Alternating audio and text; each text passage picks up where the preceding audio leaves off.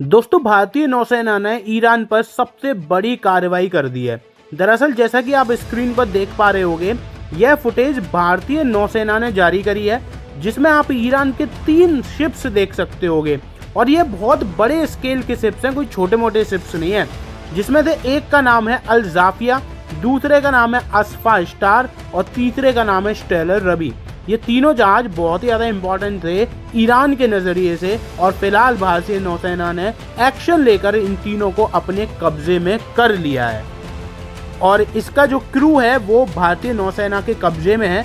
और रिपोर्ट्स के अनुसार देखें तो इन तीनों शिप्स के अंदर कच्चा तेल भरा हुआ था। अब आपका एक बेसिक क्वेश्चन ये आ रहा होगा कि ईरान से तो हमारे संबंध खराब है नहीं, एक टाइप से फ्रेंडली रिलेशनशिप है ही, तो फिर ये कार्रवाई क्यों करी गई है? तो बेसिकली बहुत सारे लोग अब ये भी सोच रहे होंगे कि क्या हम ये सब अमेरिका के कहने पर कर रहे हैं, क्या ट्रेड डील में ये सब भी शामिल था?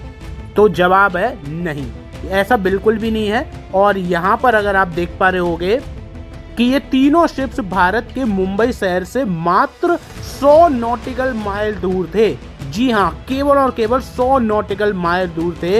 इसका मतलब है कि भारत में ही ये तेल देने आ रहे थे, तेल की डिलीवरी करने आ रहे थे। लेकिन समस्या यह है कि भारत तो फिलहाल ईरान से तेल खरीद ही नहीं रहा, कई महीनों से भी नहीं खरीद रहा। तो फिर ये तीनों टैंकर भारत के इतने करीब क्यों थे और क्या कर रहे थे? क्या ये तेल के साथ कुछ और स्मगल करने आए थे या फिर यहाँ पर इनकी कुछ और ही मंशा थी?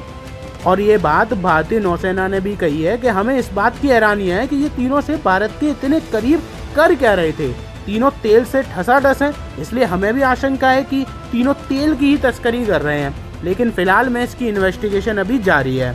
तो यहाँ पर इस चीज़ की भी जांच करी जा रही है कि क्या ये सिर्फ तेल की ही तस्करी करने आए थे या फिर इसमें कोई और भी सामान था, और अगर केवल और केवल तेल ही देने आए थे तो फिर ये आखिर किसने मंगाया था, क्योंकि इंडियन गवर्नमेंट तो ईरान से अभी तेल ले ही नहीं रही है।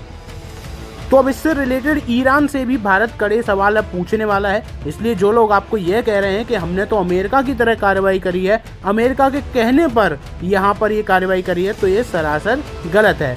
यह मामला तस्करी से जुड़ा हुआ है। और हिंद महासागर अगर आप यहाँ पर देखो 1 दशक की बात करूँ मैं, तो ये तस्करों के लिए हेवन यानी कि स्वर्ग बना हुआ है, क्योंकि बहुत सारी एक्टिविटीज़ यहाँ पर चल रही हैं।